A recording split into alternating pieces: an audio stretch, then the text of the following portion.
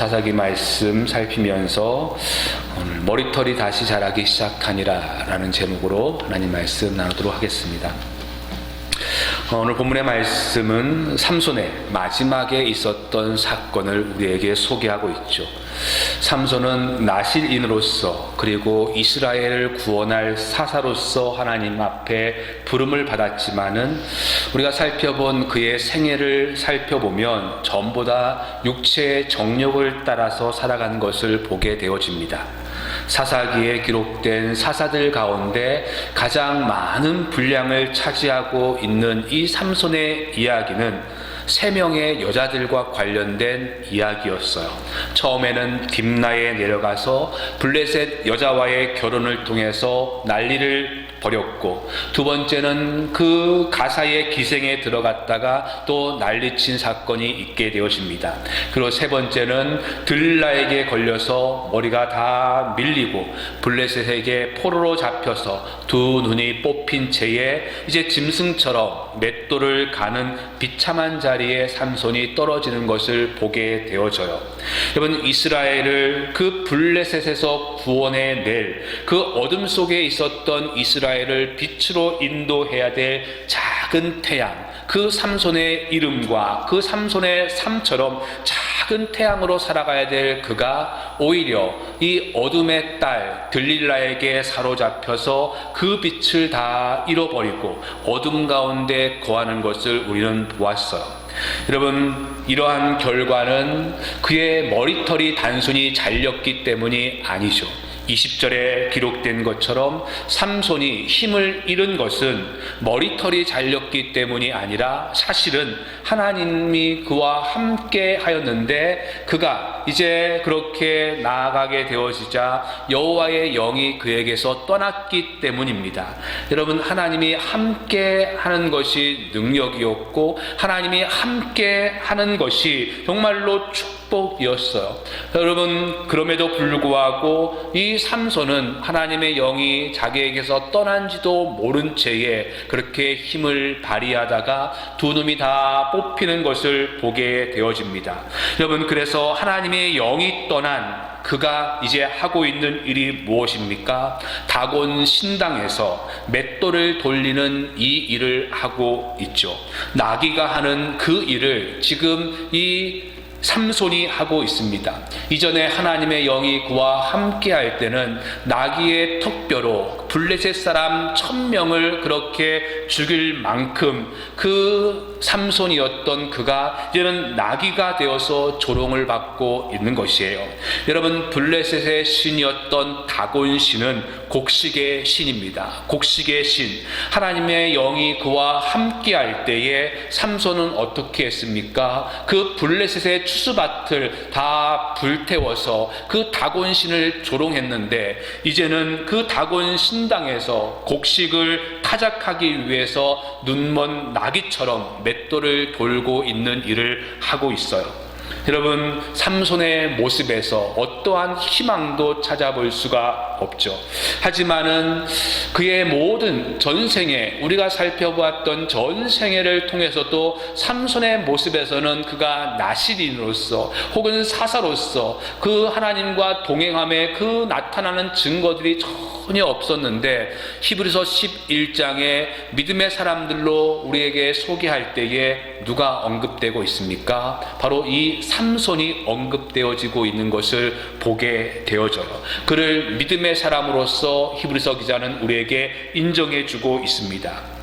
왜요? 지금까지 삼손의 삶은 육체의 정욕에 따라서 자신의 눈에 보기에 좋은 대로 살아갔지만은 이제 오늘 이 사건으로 인하여서 그의 실추된 명예와 그리고 훼손된 하나님의 영광까지도 다시 회복시키고 있기 때문에 그렇습니다. 그래서 히브리서 기자가 그를 믿음의 사람으로서 인정할 수 있는 유일한 사건이 바로 오늘 본문의 사건이에요. 그래서 30절의 말씀을 보시면 어떻게 기록하고 있습니까?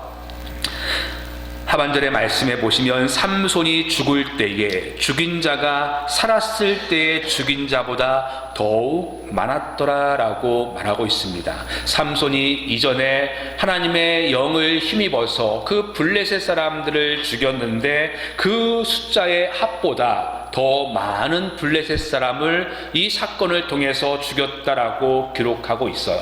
여러분, 그러면 오늘 이 삼손의 회복이 어디에서부터 시작되고 있습니까? 바로 22절이죠. 그의 머리털이 밀린 후에 다시 자라기 시작하니라. 그의 머리털이 밀린 후에 다시 자라나기 시작하였다라고 말씀하고 있어요. 여러분, 삼손이 두 눈이 다 뽑히고 나귀처럼 이 다곤 신당에서 맷돌을 갈고 있을 때에 이전까지 그는 자신의 힘의 근원이라고 생각했던 것이 머리털이었습니다. 그 머리털이 다시 자라기 시작하고 있다라고 말하고 있습니다. 여러분, 깎인 머리털이 다시 자란다는 것, 이것은 지극히 당연한 일이에요. 근데 이 당연한 이 일을 왜 특별하게 기록하고 있을까? 여러분, 여기서 자라다라는 이 차마으라는 이 히브리어 단어는 풀이나 싹이 새로 돋을 때 쓰는 의미이고, 비유적으로 표현할 때는 하나님께서 이제 행하시는 새로운 일이 시작된다는 것을 의미할 때 이 차마흐, 바로 자라다라고 이야기하고 있죠.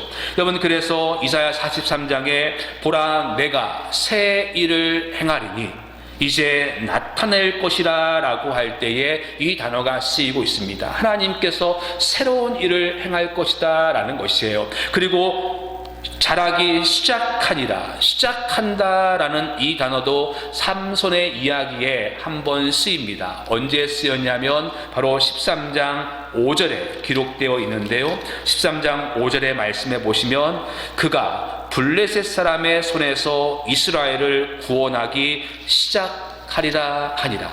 하나님께서 아이를 낳지 못했던 이 삼손의 어머니와 그리고 그 아버지에게 이제 천사로서 말씀해 주실 때에 그가 블레셋의 손에서 이스라엘을 구원하기 시작하리라. 이 시작하다라는 단어가 오늘 동일한 단어이죠. 여러분, 그러니까 밀렸던 삼손의 머리털이 다시 자라난다는 것은 하나님의 그 새로운 일들이 이제 시작되고 있다는 것을 의미하고 있는 것입니다. 떠났던 하나님의 영이 다시 그에게 이제는 은혜로서 자리 잡고 있다는 것을 이야기하고 있어요.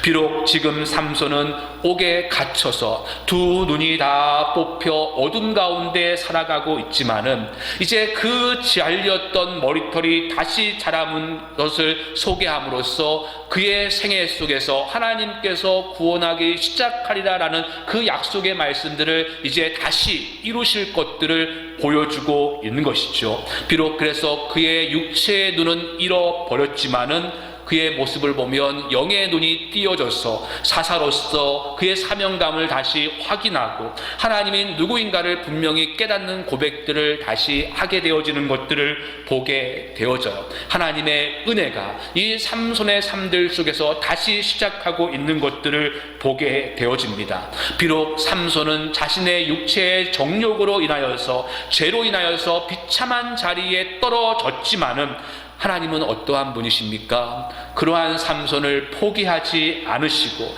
다시 머리털이 자라는 것처럼 은혜를 다시 주시고 회복을 다시 시작하고 그를 통해서 하나님의 구원을 이루기를 하나님께서는 말씀하고 있는 것이에요. 여러분, 우리 역시 삼손처럼 실패할 수 있습니다. 삼손처럼 우리의 육체의 정욕으로 죄의 자리에 넘어갈 수 있어요. 그래서 좌절을 경험할 수 있습니다. 여러분, 그럼에도 우리에게 희망이 있는 것이 무엇입니까? 그러한 자리에 우리가 떨어졌다 할지라도 하나님은 우리를 완전히 포기하지 않으시고 그러한 우리들에게 다시 머리털이 자라는 은혜를 주시는 것이 그것이 우리의 희망이 되어지는 것이죠. 밀렸던 머리털이 다시 자라는 것처럼 하나님의 은혜는 여전히 삼손 가운데 있었고 여전히 우리 가운데 있는 줄 믿습니다. 삼손이 채찍질에 맞을 때에도 머리털은 자라고 있었고 연자맷돌을 그렇게 돌리고 있을 때에도 그 삼손의 머리털은 자라고 있는 것이에요. 그 곤고한 밤을 지내고 있을 때도 머리털은 자라고 있는 것처럼 여러분, 하나님의 은혜는 우리의 어떠한 자리에 있을지라도 언제나 함께 하시는 줄 믿습니다. 그래서 우리가 어떠한 자리에 놓여 있다 할지라도 다윗의 고백이 내 영혼아 내가 어찌하여 낭망하며 어찌하여 내 속에서 불안하여 하는고 너는 하나님을 바라라. 그의 얼굴의 도우심을 인하여 내가 오히려 찬송하리라 라고 말씀하고 있습니다. 여러분, 밀렸던 삼손의 머리털이 다시 자라는 것처럼 우리에게 하나님의 은혜는 계속적으로 자라나고 있는 줄 믿습니다. 실패의 자리에 있다 할지라도 비록 죄로 인하여서 우리가 그러한 경험을 고통스러운 아픔을 경험한다 할지라도 하나님의 그 은혜는 결코 우리에게 끊어지지 않는 줄 믿습니다. 그래서 그 하나님을 바라고 하나님의 도우심을 바라고 하나님의 은혜를 바라고 다시 일어서야 될 줄 믿어요. 여러분, 그래서 오늘 삼손이 하고 있는 일이 무엇입니까? 오늘 블레셋 사람들이 그동안 자신들을 괴롭혔던 삼손이 잡히게 되어지자 얼마나 신이 났겠습니까? 그래서 24절 말씀 보면 이 블레셋 사람들이 5개의 성읍에 있는 사람들이 이제 블레셋의 대표에서 삼손을 보기 위해서 다곤 신당에 모여서 축제를 벌였습니다. 여러분, 이들이 삼손을 뭐라고 부르고 있습니까? 24절의 말씀에 보시면 우리의 땅을 망쳐놓은 자다라고 이야기하죠. 아마도 그 삼손이 딥나의 블레셋 여인과의 결혼했던 일로 인하여서 여우 300마리를 잡아서 그 밭에 추수한 모든 것들을 불태웠던 사건을 이야기하고 있는 것 같습니다. 그리고 그 다음에 하는 이 말은 우리의 많은 사람을 죽인 원수라라고 이야기하고 있죠. 삼손은 30명과 1000명을 죽였습니다. 그래서 블레셋 사람들에게는 원수와 같은 자예요. 그런데 감히 이 삼손을 대항하지 못했는데 그러한 삼손이 잡혔기 때문에 이제는 블레셋 사람들이 이 삼손을 우리의 신인 다곤 신이 우리에게 넘겼다라고 해서 이 다곤 신당에 모여서 축제를 벌이고 잔치를 벌이고 있는 것입니다. 그리고 삼손의 재주를 한번 보기 위해서 삼손을 불러 모으고 있죠. 여러분, 바로 그때 이 삼손은 기회를 놓치지 않고 하나님 앞에 기도하고 있는 것을 보게 되어져요. 여러분, 우리가 앞에서 살펴보았지만은 삼손의 때에 이스라엘 백성들이 하나님 앞에 기도한 일이 없습니다. 블레셋의 40년이라는 그 통치에 있음에도 불구하고 그 외부의 압제 속에 있음에도 불구하고 그 통치가 마땅하냐, 그렇게 거짓된 평온 속에서 살아가서 그들은 압제 때문에 하나님 앞에 부르짖지 않았어요. 또한 삼손 역시도 그의 생애 2번 기도하게 되어지는데 그 첫 번째가 무엇이었습니까? 혼자서 나귀턱뼈 하나로 블레셋 사람 1000명을 무찌르고 나서 너무나 목이 말라서 하나님 앞에 내가 목말라 죽겠다라고 그렇게 물을 달라고 요청할 때에 하나님께서는 샘을 터뜨려서 물을 주시는 것을 보게 되어지죠. 그리고 난 후 그가 했던 일이 무엇입니까? 기생집을 찾아가는 일이었고 들릴라를 찾아가는 일이었습니다. 여러분, 그러한 삼손이 오늘 다시 하나님 앞에 기도하게 되어져요. 근데 이 기도를 우리가 보겠지만은 이 기도는 삼손의 첫 번째 목말라서 내가 죽겠습니다 물 달라는 그 기도와는 완전히 다른 기도를 하고 있는 것을 보게 되어져요. 여러분, 28절 한번 보실까요? 28절 보시면 삼손이 하나님 앞에 기도하는데 삼손이 여호와께 부르짖어 이르되 주 여호와여 구하옵나니 나를 생각하옵소서. 하나님이여 구하옵나니 이번만 나를 강하게 하사 나의 2 눈을 뺀 블레셋 사람들에게 원수를 단번에 갚게 하옵소서라고 이야기합니다. 여러분, 삼손이 그 부르짖고 있죠.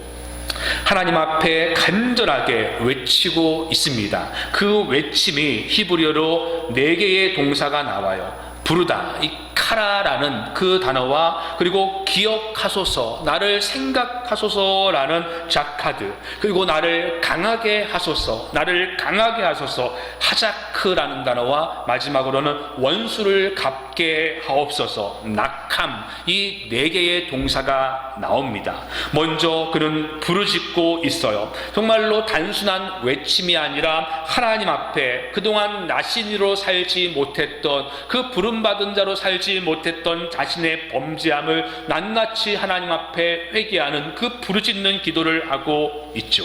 여러분, 그래서 그가 어떻게 기도합니까? 주여 구하옵나니 나를 생각하옵소서라고 말합니다. 나를 생각하옵소서, 자카드라고 이야기하고 있어요. 여러분, 주여 구하옵나니, 여기서 그가 하나님을 부르짖을 때에 뭐라고 부르짖고 있습니까? 주 여호와여 라고 부르짖고 있죠. 히브리어로 아도나이라고 부르짖고 있습니다. 이 주여라는 이 의미는 주권자, 주인이라는 뜻이죠. 여호와를 지금 나의 주권자요, 나의 주인이라고 고백하고 있는 것입니다. 자신의 그 죽음을 목전에 두고 있는 삼손이 이제 여호와를 가리켜서 처음으로 아도나이라고 그렇게 부르고 있는 것이에요. 그가 목말라 죽을 때도 그렇게 하나님을 찾지 않죠. 여호와여라고 부르짖습니다. 능력 있고 정말로 전능하신 하나님을 부르짖는데, 오늘 이제는 그 하나님을 주 여호와요, 아도나이라고 고백하고 있어요. 하나님의 주인됨을 고백하고 있습니다. 여러분, 그는 태어나기 전부터 하나님의 특별한 부르심을 받고 나시린으로 바쳐졌음에도 불구하고 그는 나시린다운 삶을 전혀 살지 않았어요. 여호와의 주인됨을 그는 거부하면서 자신의 욕망대로, 자기의 눈에 보기에 좋은 대로 자신이 주인인 것처럼 그렇게 살아왔는데, 그가 처참한 실패의 자리에 놓이게 되어지자, 인생의 마지막 순간에 놓이게 되어지자 삼손이 하나님을 가리켜서 뭐라고 고백하고 있습니까? 주 여호와여, 하나님은 나의 주인이십니다. 하나님은 나의 주권자이십니다 라고 고백하고 있는 것이에요. 하나님과의 관계가 비로소 회복되고 있는 것을 보게 되어지죠. 그래서 그 다음에 하는 기도가 주 여호와여 나를 생각하옵소서라는 것입니다.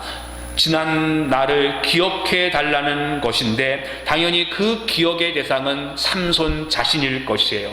즉 하나님께서 삼손을 어떻게 부르셨는지, 하나님께서 나를 부르실 때에 무엇으로 부르셨는지, 그 칠흑 같은 어둠 속에서 이제 너희들에게 아들을 줄 것이고 이 아들이 블레셋으로부터 이스라엘을 구원하기 시작하리라, 그 하나님께서 삼손을 부르셨던 그 부름을 다시 생각해 달라라는 것이죠. 그에게 하나님의 영이 충만하게 주어졌을 때에, 그가 정말로 하나님과 함께 했을 때에 그 괴력 같은 힘을 주었던 그 일들을 하나님 기억하옵소서라고 하나님 앞에 요청하고 있는 것이에요. 자신을 세웠던 하나님의 부름 앞에 다시 한번 살 수 있는 기회를 달라고, 그 하나님의 부름 앞에 사명을 이룰 수 있게 해 달라고 하나님 앞에 그렇게 간절하게 부르짖고 있는 것이죠. 그리고 그렇게 사명을 감당하기 위해서 필요한 것이 무엇입니까? 힘입니다. 그래서 그 다음에 기도하는 것이 하나님이여 나를 강하게 하소서, 하자크라고, 그 힘을 주옵소서라고 기도하고 있어요. 여러분, 지금 삼손이 자신에게 힘을 달라고, 그래서 블레셋 이 원수들을 갚도록 하나님 앞에 간구하고 있는데, 여러분 지금까지 삼손은 힘의 근원이 무엇이라고 생각하고 살았습니까? 자신의 머리털로 생각했어요. 여러분, 그러면 하나님 앞에 이렇게 기도하는 것이 마땅할 것이에요. 하나님, 제 머리털이 정말로 빨리 자라게 하소서. 이전과 같은 힘을 제가 발휘해서 그 원수들을 물리칠 수 있게 하옵소서. 이렇게 기도해야 될 것인데, 오늘 삼손의 기도에는 머리털이 자라도록 기도하는 것을 찾아볼 수가 없습니다. 왜요? 삼손은 비로소 자신의 힘의 근원이 다름이 아닌 하나님이 나와 함께 하실 때에 비로소 내가 힘이 있다는 것을 깨달았기 때문에 그래요. 그래서 여러분 17절에 삼손이 들릴라에게 그 힘의 근원을 알아내고자 했던 들릴라에게 했던 말을 한번 보세요. 이는 내가 모태에서부터 하나님의 나시인이 되었습니다. 만일 내 머리가 밀리면 내 힘이 내게서 떠나고 나는 약해져서 다른 사람과 같으리라. 여러분, 삼손의 이 말을 보시면 힘이 누구에게서 있는 것 같다고 말합니까? 자기 자신에게서 힘이 있는 것임을 보게 되어져요. 내 머리가 밀리면 내 힘이 내게서 떠난다라고 그렇게 이야기합니다. 여러분, 자신에게 있는 힘이 원래 자신의 것이냐, 그렇게 들릴라에게 이야기를 했어요. 근데 지금 블레셋에게 잡혀서 기도할 때 보면 이제 그 힘의 근원이 자신에게 있는 것이 아님을 철저하게 고백하죠. 그래서 뭐라고 합니까? 하나님이여 구하옵나니, 하나님이여 구하옵나니 이번만 나를 강하게 하옵소서. 하나님, 나를 강하게 하옵소서라고 그렇게 힘의 근원이 내 자신이 아니라 내 머리털이 아니라 하나님임을 알고, 하나님, 나를 이번 단 한 번만 강하게 하옵소서라고 그렇게 고백하고 있는 것을 보게 되어져요.